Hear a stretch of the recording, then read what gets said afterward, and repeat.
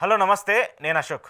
కూటమి సర్కార్ 7 నెలల పాలన పూర్తి చేసుకుంది. అంటే 2024లో మర్చిపోలేని రోజుగా, మర్చిపోలేని సంవత్సరంగా ఉన్నటువంటి కూటమి నేతలకు 2025 ఎలా ఉండబోతుందనేటువంటి ఒక క్వెషన్ మార్క్‌నైతే ఉంచుతుంది. ఎందుకంటే ఎవరు ఊహించిన విధంగా, ఎవ్వరు ఎక్స్‌పెక్ట్ చేయని విధంగా ఏపీ రాజకీయాలకు సంబంధించి ఒక రిజల్ట్ వచ్చింది. దాంతో పవన్ కళ్యాణ్‌కి సంబంధించి కావచ్చు, బీజేపీకి సంబంధించి కావచ్చు, టీడీపీకి సంబంధించి కావచ్చు.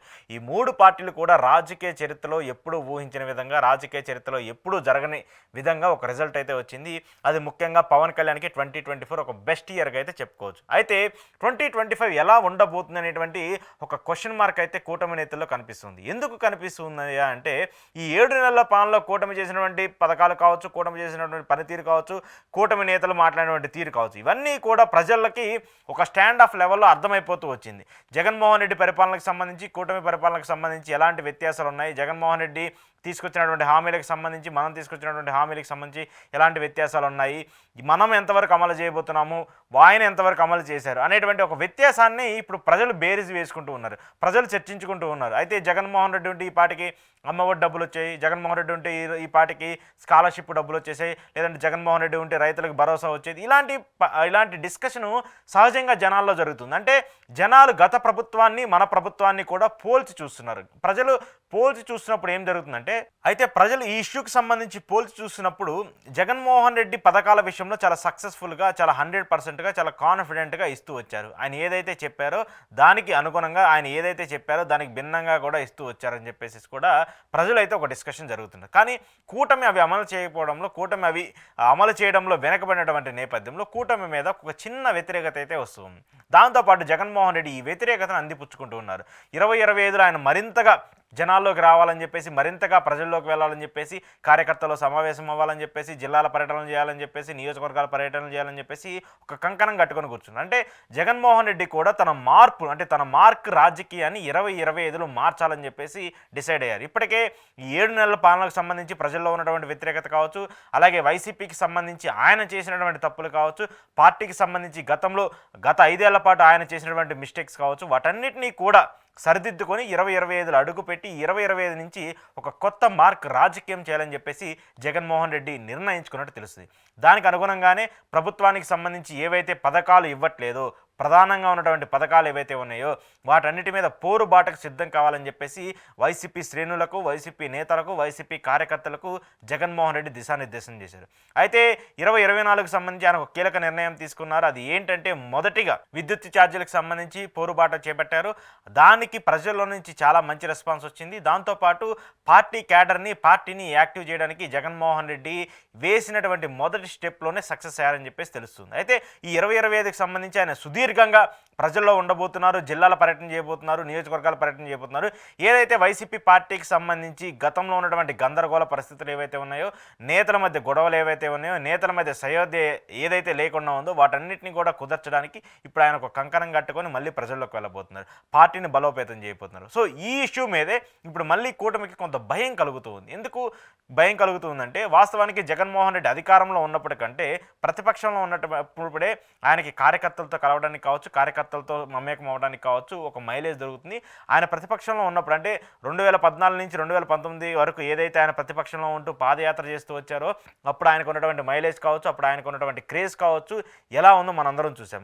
ఆ తర్వాత అధికారంలోకి వచ్చిన తర్వాత 2019 నుంచి 2024 వరకు జగన్మోహన్ రెడ్డి కార్యకర్తలను దూరం పెట్టారు. కార్యకర్తలకు సంబంధించి కొంత ఆయన ఎక్కడో దగ్గర లేకపోవడంతో కార్యకర్తలు ఒక నైరాశ్యం వచ్చింది, వాళ్ళందరూ కూడా అసహనంలో ఉన్నారని చెప్పేసి ఏదైతే వ్యాఖ్యలు ఉన్నాయో వాటన్నిటినీ కూడా రివైజ్ చేసుకొని, వాటన్నిటినీ కూడా ఆ మిస్టేక్స్ అన్నీ కూడా సాల్వ్ చేసుకొని ఇప్పుడు ఆయన గతంలో 2014 నుంచి 2019 వరకు పీరియడ్లో ఎలాంటి రాజకీయం ఎలా చేశామో ఇప్పుడు కూడా అలాంటి ప్రక్రియను ఒక స్టార్ట్ చేయాలని చెప్పేసి దానికి కంకణం కట్టుకొని జగన్మోహన్ రెడ్డి మళ్ళీ జనాల్లోకి వెళ్తున్నారు. సో జగన్మోహన్ రెడ్డి ఆటోమేటిక్గా జనాల్లో ఉంటే పార్టీకి మైలేజ్ వస్తుంది, ప్రభుత్వం మీద వ్యతిరేకత వస్తుంది. ఎందుకు ప్రభుత్వం మీద వ్యతిరేకత వస్తుందంటే, ప్రభుత్వం చేసినటువంటి హామీలు కావచ్చు, ప్రభుత్వం చేసినటువంటి నిర్ణయాలు కావచ్చు, లేదంటే వాళ్ళకి సంబంధించి అమలు చేసినటువంటి తీరు కావచ్చు, వాటన్నిటినీ కూడా జనాల్లో నుంచి ప్రశ్నిస్తే ప్రతిపక్ష నేతకి మరింత మైలేజ్ పెరిగే అవకాశం ఉంటుంది, ప్రతిపక్ష నేతకి సంబంధించి ఇంపార్టెన్స్ పెరిగే అవకాశం ఉంటుంది. సో జగన్మోహన్ రెడ్డి జనాల్లోకి వస్తున్నారు కాబట్టి ఆయనకి మైలేజ్ పెరిగితే కూటమికి నెగిటివ్ అయ్యే అవకాశం ఉంటుంది. ఇప్పటికే పవన్ కళ్యాణ్ గారు కావచ్చు, లేదంటే చంద్రబాబు నాయుడు గారు కావచ్చు, లోకేష్ కావచ్చు, బీజేపీ పెద్దలు అందరూ కూడా ఎవరికి తెలిసినట్టు వాళ్ళు పార్టీని విమర్శిస్తూ వస్తున్నారు, ఎవరికి సంబంధించి వాళ్ళు జగన్మోహన్ రెడ్డిని డ్యామేజ్ చేయడానికి చూస్తున్నారు. కానీ జగన్మోహన్ రెడ్డికి జనాదరణ మాత్రం ఎక్కడా తగ్గలేదనేది ఇటీవల జరిగినటువంటి ధర్నా చూస్తే తెలుస్తుంది. ఇటీవల విద్యుత్ ఛార్జీలకు సంబంధించిన నిరసనలు చూస్తే తెలుస్తుంది. సో జగన్మోహన్ రెడ్డి స్టామినా, జగన్మోహన్ రెడ్డికి సంబంధించిన క్యాడర్ చాలా యాక్టివ్గా ఉంది.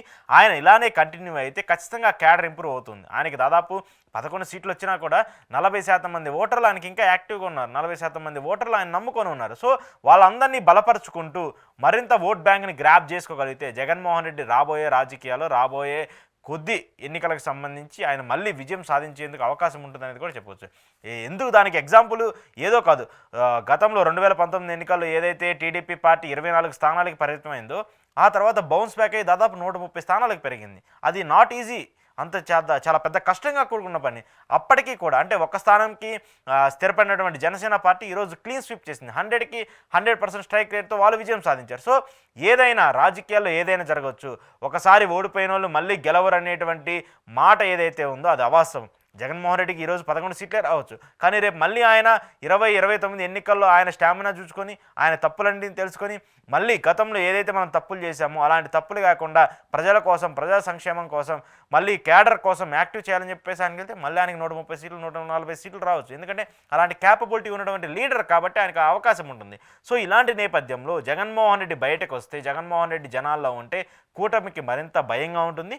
దాంతోపాటు పార్టీకి సంబంధించి, పార్టీ యాక్టివ్నెస్ సంబంధించి, పార్టీ కార్యకర్తలకు సంబంధించి వాళ్ళకి ఒక ధైర్యం వస్తుంది.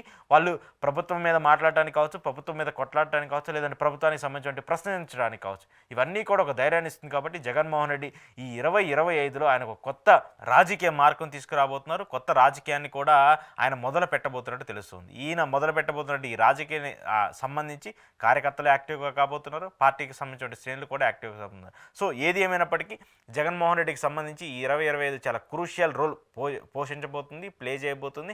ఆయన పార్టీ బలోపేతం పైన, పార్టీకి సంబంధించిన దృష్టిపైన కూడా వైసీపీకి ఇది ఒక మంచి అవకాశం అనేది కూడా కార్యకర్తలందరూ కూడా భావిస్తున్నారు.